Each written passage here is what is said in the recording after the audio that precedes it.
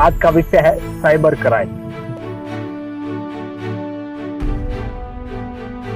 Social media हमारी एक भावनाओं को आदान प्रदान करने का एक माध्यम है। जैसे फेसबुक हुआ, इंस्टाग्राम हुआ और टेलीग्राम हुआ, तो उनमें क्या है, अनऑथराइज्ड जो पर्सन है जिनको हम जानते नहीं है, हम उनको ऐड कर लेते हैं।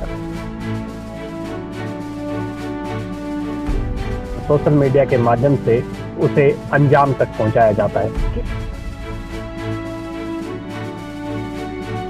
क्योंकि एक तो आप लुभावने ऑफर की तरफ ध्यान न दें, तो आप उसमें सबसे बड़ा आपकी खुद की बहुत बड़ी भूमिका होती है। और आप जानते हो कि जब आप बैंक के पास जाते हो तो बैंक भी आपको कुछ नहीं देता है।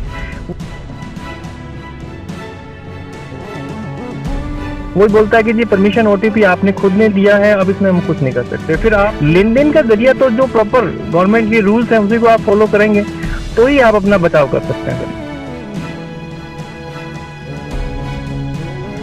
जो पासवर्ड है वो भी आप एक ऐसे लगाएं जिसमें न्यूमेरिक भी हो, सिंबल भी हो, अल्फाबेट भी हो, तो उसमें पासवर्ड क्या है दूसरा हैक नहीं कर सकता।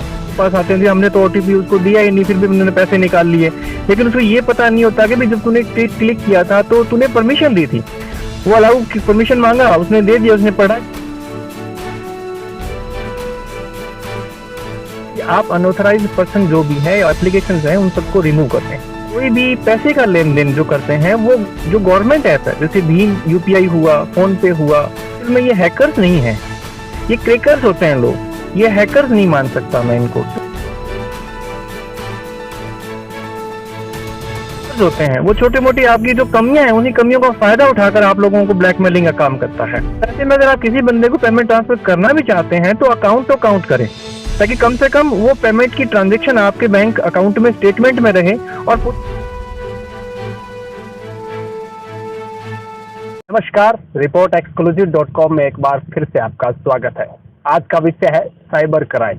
बढ़ते साइबर क्राइम और सोशल मीडिया का जिस प्रकार से दुरुपयोग हो रहा है उसको लेकर हमारा खास कार्यक्रम है। और हमारे साथ जुड़ेंगे डॉक्टर केंद्र प्रताप, जो साइबर एक्सपर्ट भी हैं, और इन्हीं से जानने का प्रयास करेंगे जिस तरीके से सोशल मीडिया का दुरुपयोग हो रहा है और सोशल मीडिया के माध्यम से साइबर क्राइम को जो बढ़ावा दिया जा रहा है या बढ़ावा देने का प्रयास किया जा रहा है, उस विषय में हम जानने का प्रयास करेंगे। किस तरीके की सावधानी हम रख सकते हैं जिसकी वजह से हम साइबर क्राइम से बच सकते हैं, या फिर जिस प्रकार से साइबर अटैक होता है हमारी जो पूरी केवाईसी पर, उसको कैसे बचा जा सकता है। सबसे पहले केंद्र प्रताप जी, आपका स्वागत है। Thank you sir. डॉक्टर साहब, जिस प्रकार से ये चल रहा है साइबर क्राइम, एक बड़े ही सिस्टम के साथ, एक जालसाजी के साथ फंसाया जाता है और उसके बाद जो है सोशल मीडिया के माध्यम से उसे अंजाम तक पहुंचाया जाता है। किस प्रकार से आप इस पूरे साइबर क्राइम को लेकर क्या राय रखते हैं सोशल मीडिया को? मैं सबसे पहले यही कहना चाहूँगा कि सोशल मीडिया हमारी एक भावनाओं को आदान प्रदान करने का एक माध्यम है, और इस माध्यम के जरिए अगर हम अच्छे कार्य में इसको लेंगे तो अपने लिए बहुत बढ़िया रहेगा। क्योंकि सबसे बड़ा प्लेटफॉर्म यही है आजकल कोरोना काल में, लोगों के पास, सभी के पास फ़ोन है, इंटरनेट की सुविधाएं हैं, कंप्यूटर लैपटॉप्स हैं, तो सोशल मीडिया के माध्यम से प्रचार प्रसार होता है। लेकिन सबसे बड़ा यही कारण हमारा है, अटैक का सबसे बड़ा कारण है कि कुछ सावधानियां हमें जो बरतनी चाहिए वो हम नहीं बरत पाते हैं समय पे। और उसके लिए जैसे एक तो क्या होता है कि सोशल मीडिया जो हमारे अकाउंट है, जैसे फेसबुक हुआ, इंस्टाग्राम हुआ और टेलीग्राम हुआ, तो उनमें क्या है, अनऑथराइज्ड जो पर्सन है जिनको हम जानते नहीं है, हम उनको ऐड कर लेते हैं अपनी मेंबरशिप बनाने के लिए, या यूं कहें कि अपनी पॉपुलरिटी के लिए हम लोग क्या करते हैं, उनको ऐड कर लेते हैं। तो सबसे बड़ा वही है कि जब उनको जानते नहीं है तो वो इंसान पता नहीं होता वो रियल में वो सही है या नहीं है।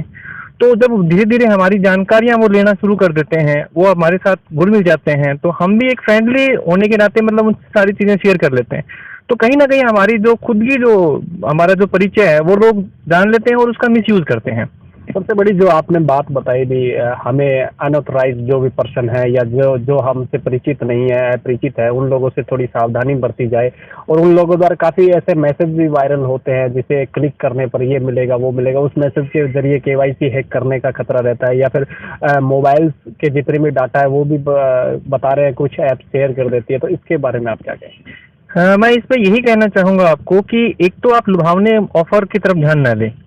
एक जितने भी आपके फ्रेंड जिनको आप नहीं जानते उनको अनफ्रेंड करें, और तीसरा, केवाईसी का आपको पता है कि आजकल बहुत शिकायतें हम लोग सुन रहे हैं और लोग शिकायत होने के बाद ही अपनी बात बताते हैं कि जी हमारे साथ ये फ्रॉड हो गया। लेकिन फ्रॉड आप उसमें सबसे बड़ा आपकी खुद की बहुत बड़ी भूमिका होती है। और आप जानते हो कि जब आप बैंक के पास जाते हो तो बैंक भी आपको कुछ नहीं देता है। वही बोलता है कि जी परमिशन ओटीपी आपने खुद ने दिया है, अब इसमें हम कुछ नहीं कर सकते। फिर आप उसमें गवर्नमेंट को ही दोषी ठहराते हैं कि गवर्नमेंट के पास ऐसा नहीं है, वो ऐसा करवा रही है, उसको रोक क्यों नहीं पा रही है। आप देखो कि आप अपने आप के पास से अगर मैं कोई चीज चुरा के भागता हूँ तो कहीं ना कहीं हमारी भी तो उसमें हम दोषी हैं। तो ऐसे में अपने को ऐसे लिंक पर क्लिक नहीं करना चाहिए। और खास करके जब आपको पता भी सोशल प्लेटफॉर्म है तो आप उसमें पैसा क्यों कमा रहे हो। आप कमाई करने के लिए साधन और बहुत है हमारे पास में। सोशल मीडिया के माध्यम से तो आप प्रचार प्रसार कर सकते हैं, अपनी भावनाओं को व्यक्त कर सकते हैं। और भावनाएं आप कैसे भी व्यक्त कर सकते हैं। अगर आप मार्केटिंग करना चाहते हैं तो खाली आप अपनी एडवर्टाइजमेंट, अपना इंट्रोडक्शन ही दें उसके ऊपर जिस लेवल पे आप लेना चाहते हैं। लेन देन का जरिया तो जो प्रॉपर गवर्नमेंट के रूल्स हैं उसी को आप फॉलो करेंगे तो ही आप अपना बचाव कर सकते हैं। बड़ा बड़ा एक इन बातों में एक संदेश नजर आता है अभी कहीं ना कहीं अपने सोशल मीडिया को कमाई का जरिया ना बनाकर उसे सिर्फ संदेश तक, अपनी भावना व्यक्त करने तक ही सीमित रखा जाए। अगर उससे आगे बढ़ने का या लुभावने ऑफर के अगर हम जाल में फंसेंगे तो कहीं ना कहीं नुकसान हमारा है। सबसे बड़ा सवाल यही खड़ा होता है, अब हर लोगों की एक सोच है, थिंकिंग है भी, इससे बचे कैसे। जैसे मुझे कैसे पता चलेगा भी ये भ्रामक संदेश नजर आता है, या फिर ऐसी कोई टिप्स जो होंगी आपके पास जो आप बताना चाहेंगे सोशल मीडिया पे जिनका इस्तेमाल किया जा सकता है। देखो, सोशल मीडिया में सबसे पहला तो है कि अपना जो अकाउंट आप बनाते हो उसमें प्राइवेसी ऑप्शन होता है। वो प्राइवेसी ऑप्शन का मतलब ये है कि उसमें ऑथेंटिकेशन आपके पास आते हैं, आपके पास ओटीपी आता है, आपके पास में दो तरीके से पासवर्ड आप उसमें यूज कर सकते हैं ताकि किसी के पास आपका पासवर्ड हैक ना हो, कोई मिसयूज आपके अकाउंट का ना करे, आपकी आईडी का मिसयूज ना करे। और दूसरा, इसमें आपको देखना पड़ेगा जो पासवर्ड है वो भी आप एक ऐसे लगाएं जिसमें न्यूमेरिक भी हो, सिंबल भी हो, अल्फाबेट भी हो, तो उसमें पासवर्ड क्या है दूसरा हैक नहीं कर सकता। और एक उसमें आपको सबसे बड़ी रखने की जो जरूरत है वो ये है कि आपकी जो बेसिक इन्फॉर्मेशन है जिसमें आप लीगल डॉक्यूमेंट जिसको बोलते हैं, अकाउंट्स का हुआ, मोबाइल की हुई, तो वो आप डिस्प्ले मत करवाएं उसके लिए। क्योंकि जो चीज़ आपको पता है भी मुझे कुछ चीज़ मार्केट में कुछ खरीदना होगा तो मैं उस लोकेशन पे जाऊंगा तभी आ सकता है। या आपका वेबसाइट या आपका ऑनलाइन ही मार्केटिंग का काम है तो उसके नॉर्म्स अलग हैं, उसके पेमेंट ट्रांजेक्शन आपके अकाउंट में जाती है और आप उसे पोस्टल के थ्रू भेज पाते हैं। तो ये आपको एक विशेष ध्यान रखने की जरूरत है। और दूसरा, मैं आपको ये कहना चाहूंगा कि फेक आईडी का आप लोगों को अंदाजा हो जाता है क्योंकि आप जिनको जानते नहीं आपने उनको ऐड किया है तो आप उनको अनफ्रेंड करोगे। और दूसरा, आप जानते हो तो आप उनके बेसिकली आप उनको उन सबको जानते हो तो आपको उनको पता है भी हमारा ये आदमी है, इसकी ये आईडी है या इस तरीके से। और वैसे सोशल मीडिया पे आईडी का कोई विशेष काम नहीं होता है, लेकिन माध्यम यही होता है कि सबसे पहले हम उनकी बातों में आ जाते हैं। क्योंकि आजकल हर आदमी बेरोजगार होने के नाते भी सोच लेता है ठीक है थोड़ा कमाई का जरिया भी बन जाएगा। तो इस तरीके से वो चाहता है कि भाई ठीक है मुझे ऑफर मिलना चाहिए कहीं ना कहीं से। क्योंकि हम बहुत से प्लेटफॉर्म हमारे सामने आए हैं, ऐसे नई डुप्लीकेट मार्केट में ऐप भी चल रही है कि जिसमें हम क्या करते हैं मोबाइल फोन में परमिशन उनको दे देते हैं। तो देने के बाद जितने भी राइट्स हैं, जैसे आपने अभी बोला कई लोगों के पास आते हैं हमने तो ओटीपी उसको दिया ही नहीं फिर भी उन्होंने पैसे निकाल लिए, लेकिन उसको ये पता नहीं होता कि भाई जब तूने क्लिक किया था तो तूने परमिशन दी थी, वो अलाउ की परमिशन मांगा, उसने दे दिया, उसने पढ़ा भी नहीं भी वो किस चीज़ की परमिशन मांग रहा है। और मोस्टली आप जानते हो जो भी मोबाइल में एप्लीकेशन इंस्टॉल करते हैं उसमें कैमरे की, एसएमएस की, आपकी गैलरीज की वो परमिशन आपसे मांग लेता है, लोकेशन की भी परमिशन मांग लेता है भी आप कहाँ हो। तो ऐसे में आप अपनी चीज़ें तो चुरा ली है उसने, तो ऐसे में आप उसको जब इन्फॉर्मेशन नहीं दोगे तो भी उसके पास पहुँच चुकी है। सबसे बड़ा सवाल यही खड़ा होता है भाई, अब ऐप कैसे पहचाने ये ऑथेंटिक ऐप है या फिर उन जालसाजों द्वारा जो साइबर क्राइम को अंजाम देते हैं उन जालसाजों द्वारा बनाई गई है। इन ऐप की कैसे पहचान करें? देखो, इसके लिए तो पहले आप अपनी नीड देखें क्या है। हम लोगों को आदत क्या है, एंटरटेनमेंट करने के लिए हम बहुत सी एप्लीकेशन इंस्टॉल कर देते हैं और एंटरटेनमेंट करने के लिए भी आप उन परमिशन को रोक सकते हो ना। अगर आप देखने का मन है, मान लो किसी का मन कर गया मुझे देखना ही है, आप नहीं चाहते कि भी मैं तो नहीं रोक रहे, तो आपको देखना है तो उसमें आपको परमिशन जो है उस परमिशन को स्पेशल सेटिंग्स में जाके ऑप्शन होता है हमारे पास में परमिशन में, एप्लीकेशन परमिशन होती है, उसको रोक दो आप। तो कम से कम क्या होगा कि हमारी चीज़ें उसके साथ शेयर तो नहीं होगी, आप देख सकते हैं, वो मेन जरिया है। वैसे आप एप्लीकेशन इंस्टॉल करोगे तो उसमें क्या होता है कोई विशेष लोगो नहीं होता इन चीज़ों का। और क्योंकि ये तो मैं आपको बता रहा हूँ कि मोबाइल में हम क्या करते हैं, या तो गेम्स इंस्टॉल करते हैं या जो आजकल बहुत से ऐसे मनोरंजन के बहुत सी ऐप मार्केट में चल रही है वीडियोस क्लिपिंग के लिए, एडिटिंग करने के लिए, तो उसमें सबसे पहले परमिशन भी जाता है। तो परमिशन को आप रोको और ऐसी अनऑथराइज एप्लीकेशन को आप इंस्टॉल नहीं करें।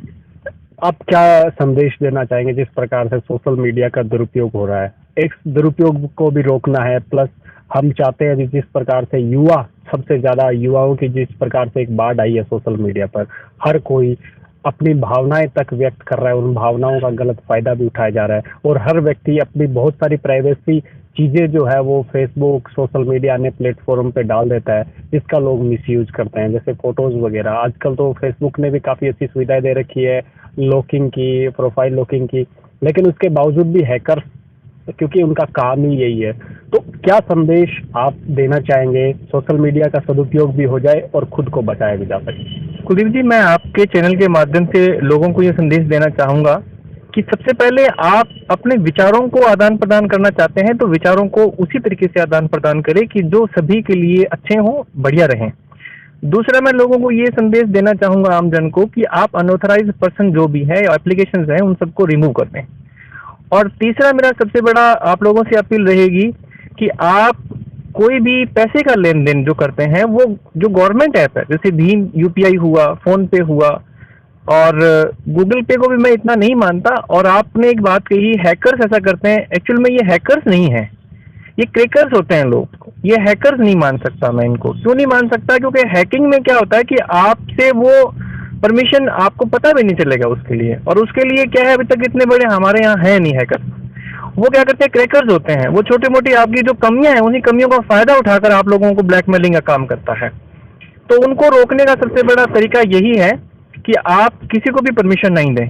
और सोशल मीडिया पे आपने कहा अपनी फोटो या वीडियो डालने के लिए, तो आप डालें, कोई दिक्कत नहीं है उसमें हर आदमी चाहता है कि ठीक है मैं पॉपुलर हूँ या मेरी भी जानकारी लोगों तक जाए, लेकिन उसमें यही है कि आप जितने भी आपकी जो पासवर्ड है और आपका जो लिंक ऑथेंटिकेशन है उसको कंट्रोल में रखें। आप उसे चेंज करते रहें समय समय पे, और उसके बाद में जो पर्सन आपसे जुड़ते हैं आप उनकी सही तरीके से पहचान हो तभी आप उनको जोड़ें, अन्यथा उनको ना जोड़ें आप।